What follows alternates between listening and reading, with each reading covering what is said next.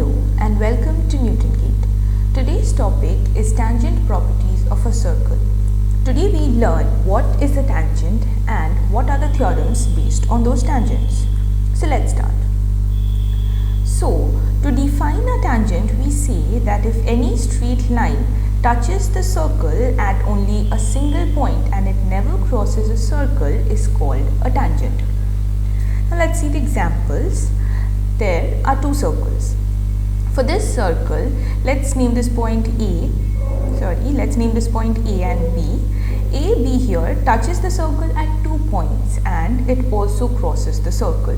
So A, B is called a chord. For this circle, now this is the center, let's name the center O and let's name this point P. This line here, it touches the circle at the point P. So P point is called the point of tangency or point of contact. So what is a point of contact? Point of contact is the point where the tangent touches the circle at a single point. So this tangent here, let's name this tangent R and Q. So RQ here touches the circle at the point P. So P point is called point of tangency or point of contact. Okay. So let's see an example, a real life example. This is a tire, this is a circle and it touches the road at a single point. So this single point here is the point of contact between the circle and the road. Every time the tire moves, the point of contact changes, but there is just a single point when the circle and the road touches every time the tire moves. So this single point here is called the point of contact, and the road, if we take the road as a line, this line is the tangent. Now, in the syllabus of ICSE, there are three theorems. The first one states that the tangent at any point of a circle is perpendicular to the radius through the point of contact. So in this diagram, we see that OP is the radius and XY is the tangent. So the theorem says that OP should be perpendicular to XY. Now why is that? If we draw a point Q on XY, suppose Q is a point on XY, XY is the tangent and Q is a point, and we join O to Q. So O to Q is greater than OP. Why? Because OP is the radius, and if this point, suppose if we name this point as R, so OP is equal to OR. So OP, that is why OP is less than OQ. Sorry. Now, if we take numerous number of points from Q, suppose we take here a point, here a point, a point here, a point here, and we join these. Suppose we join these lines. Let this be Q1, let this be Q2. Now, OP will always be less than OQ1, OQ2, and let it be OQ3. So OP will always be less than the OQs, right? Why? Because OP is the radius, and every time we draw OQ, we have to cross the radius and then draw the line. So OP is always less than OQ. So for these triangles, OP here is the shortest line, and the shortest distance is the perpendicular distance. So that is why we say that OP is perpendicular to XY. So that is why this theorem holds true. This theorem says that the tangent XY is perpendicular to OP, and this is how you prove and say that this theorem is true, that the tangent is perpendicular to the radius. Now, if we see an example, this is a basketball placed at a tabletop. This tabletop, this line here is the line, this the tangent line, and this point is the point of contact. If this is the center of the basketball, so from the center, if we draw a line to the tabletop, that is perpendicular. Okay, this is an example in a real life example. Now, let's see an example. Find the radius of the circle in the given figure if the tangent of the circle from point A, which is 5 cm away from the center, is 4 cm. So in this figure, we need to find the radius OB. See, from the first theorem we know that since this is the tangent, AB is the tangent and OP is the radius of the circle, so OB should be perpendicular to AB So this makes triangle OBA a right angle triangle. See, triangle OBA is a right angle triangle. So as we know that the radius is perpendicular to the tangent, because from the first theorem we can say that. How do we find out the radius of this triangle OBA? We need to use the Pythagoras theorem, because Pythagoras theorem is the proof that the triangle is a right angle triangle. So the Pythagoras theorem states that the square of hypotenuse is equal to the sum of squares of the other two sides. That means OA square is equal to OB square plus AB square. So from here we can find out the value of OB. So we found out that OB is 3. So the radius of the given circle is 3 centimeter. So this is how you take into consideration the first theorem and find out the value of any part of a triangle or any side of a triangle. I hope the first theorem is clear to you. So now let's get on to the next theorem. The next theorem states that the tangent length drawn from an external point to a circle are equal. Now what is an external point? If we take a circle and draw an external point, let's say this is an external point A. So from A we can draw two lines, okay, to the circle. Let this be AB and let this be C.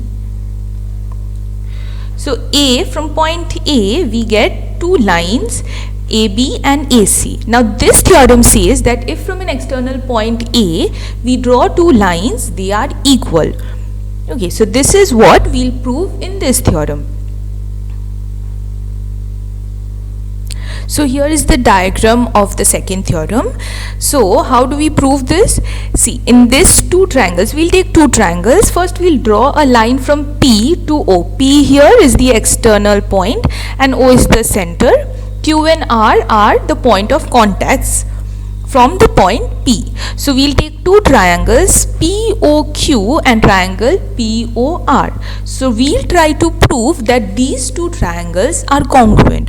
What will happen if we prove that? It will show that congruency proves that any part of two triangles are equal if the two triangles are congruent. So how do we start proving it? The first point is OQ and OR. They are the radiuses of this circle. So they are equal. So the first point says that OQ is equal to OR. Why? Because they are the radius. Next point. What does the next point say? Next point is OQ. OQ is perpendicular to QP and OR is perpendicular to PR. Why? Because the first theorem states that the radius is perpendicular to the tangent. So we can say that angle OQP is equal to angle ORP. Why? Because they are 90 degree or right angle. Next point is OP is common between the two triangles. Okay, so these are the three reasons that will show us that triangle OPQ and triangle ORP are congruent. So what can we say? We can say that PQ is equal to PR. Why? Because congruent parts of a congruent triangle. That is why we can say that PQ is equal to PR. So this is how you say, this is how you prove that the second theorem, which states that the length of triangle, the length of the tangents drawn from an external point to a circle are equal. Now that we have understood the second theorem, let's see the example based on the second theorem. So the question says that from a point P, which is at a distance 13 centimeter from the center O of a circle of radius 5 centimeter, the pair of tangents PQ and PR are drawn to a circle. Then find the radius, find the area of the quadrilateral PQOR. So let's see the diagram. In the diagram, we can see that OQ is equal to OR, they are the radius, and OP is drawn, and OQP and PR, they are the tangents drawn from this external point P. Now we know that from the second theorem that PQ should be equal to PR. Okay, so let's solve this. What do we need to find first? We need to find the length of these tangents. That is how we'll find the area of the quadrilateral PQOR. So first let's find the length of the tangents. Now from the second theorem we know that PQ should be equal to PR, so we'll just find the length of a single tangent. Let's take this triangle. Let's take triangle POQ. So triangle POQ is a right angle triangle, so we'll find the length of the tangent PQ by the help of Pythagoras theorem. So length of the tangent PQ is equal to root over OP square minus OR square. Why? Why is it? Because the Pythagoras theorem states that PO is equal to PO square is equal to OQ square plus QP square. So from this relation we find out the value of PQ, that is equal to root over OP square minus OR square. So we find the value of PQ as 12 centimeters. So since PQ is equal to PR,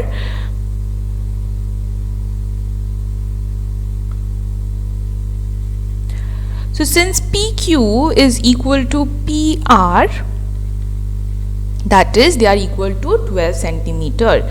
So then after that we find the area of the quadrilateral PQOR. So to find the area of the quadrilateral PQOR, we need to find the area of a single triangle first. Now what do we know the area of a triangle? Area of triangle PQR is equal to half base into height. So half of, what is the value of the base here? Base is 5 and the value of the height is 12. So half of 5 into 12 gives you 30. So there are two triangles, so we add the value of 30 and we find 60 centimeters square. So the area of this quadrilateral PQOR is 60 centimeters square. So this is an example of the application of the second theorem. So we saw the application of first theorem, we saw the application of second theorem. I hope they both are clear to you. Now let's see the third theorem. What does the third theorem say? Now the third theorem states that if a chord is drawn through a point of contact of a tangent to a circle, then the angle which this chord makes with the given tangent are equal respectively to the angles formed in the corresponding alternate segment. So this theorem is also known as alternate segment theorem. Let's see the diagram. So if this is the diagram, now the theorem states that the angle which the chord CB, let's say this tangent is BD, okay, so the angle which the chord CB we know is the chord and BD is the tangent, so the angle which the chord CB makes with BD is theta.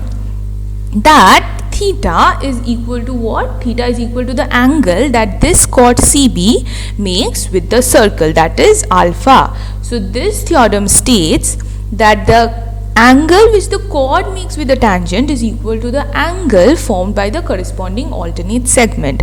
Alternate segment here is this chord making an alternate segment with this circle forming an angle alpha. So this theorem states that theta is equal to alpha, okay, and theta and alpha, what are theta and alpha called? Theta and alpha are called alternate angles. So theta and alpha are equal and they are also known as alternate angles, okay. I hope this theorem is clear. This theorem is also known as I said, alternate angles, alternate segment theorem.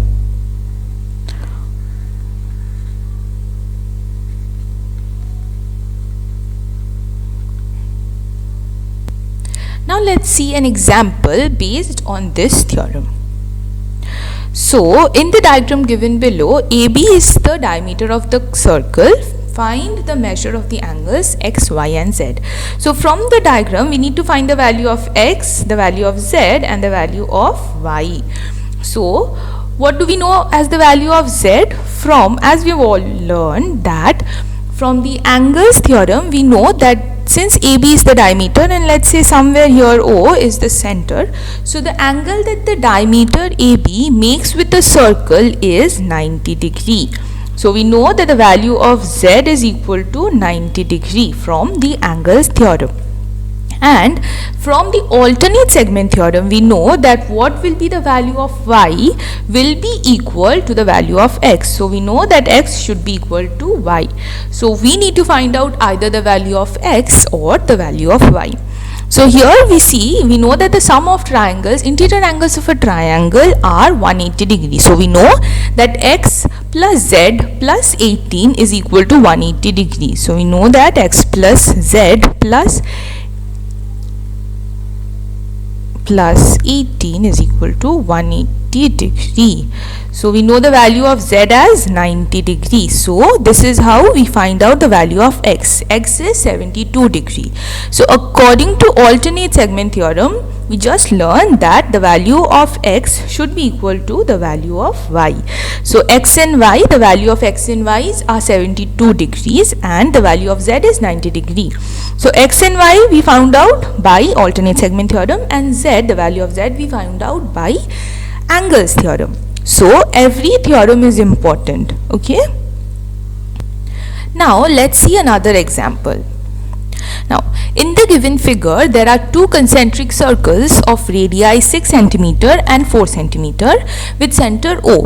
If AP is a tangent to the larger circle and BP to the smaller circle and length of AP is equal to 8, find the length of BP. So let's see the diagram. So in the diagram, we see that the radius of the bigger circle is 6 cm, that is OA is 6 cm and OB is equal to 4 cm. That is given already. AP is given as 8 cm. What is A? A is the point of contact between the bigger circle and the tangent AP. And B is the point of contact between the smaller circle and PB. Okay. So how do we find out the value of PO? First we need to find out the value of PO. Okay, how do we find out? Obviously by Pythagoras theorem, since this is 90 degree from the first theorem. So we find out the value of PO. So what is the value of PO or OP? It is 10 cm. See, we used Pythagoras theorem here. And this is 90 degree, obviously because of the first theorem, the radius is perpendicular to the tangent. So OP is 10 cm.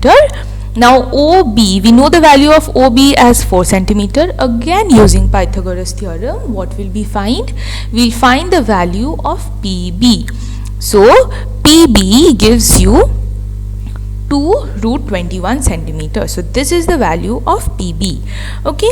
So we always, for a right angle triangle, we use Pythagoras theorem. And how do we get the right angle triangle? From the first theorem that states that the radius is perpendicular to the tangent. Okay, so we have two circles and two circles have different radius, different tangents, PA and PB. So from the first theorem, applying the first theorem and also the Pythagoras theorem, we found out the value of the tangent PP. I hope this example is clear.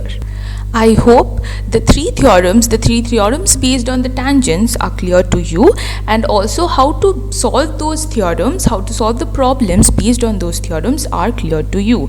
I will see you in another video with some maths theorems and some other chapter. Till then, goodbye. And if you like this video, please do share this video. Please like and subscribe to our channel. For more details, we have our website, we have our phone number, and the details will also be given in the description box below. If you have any queries, please be free to call us. Thank you.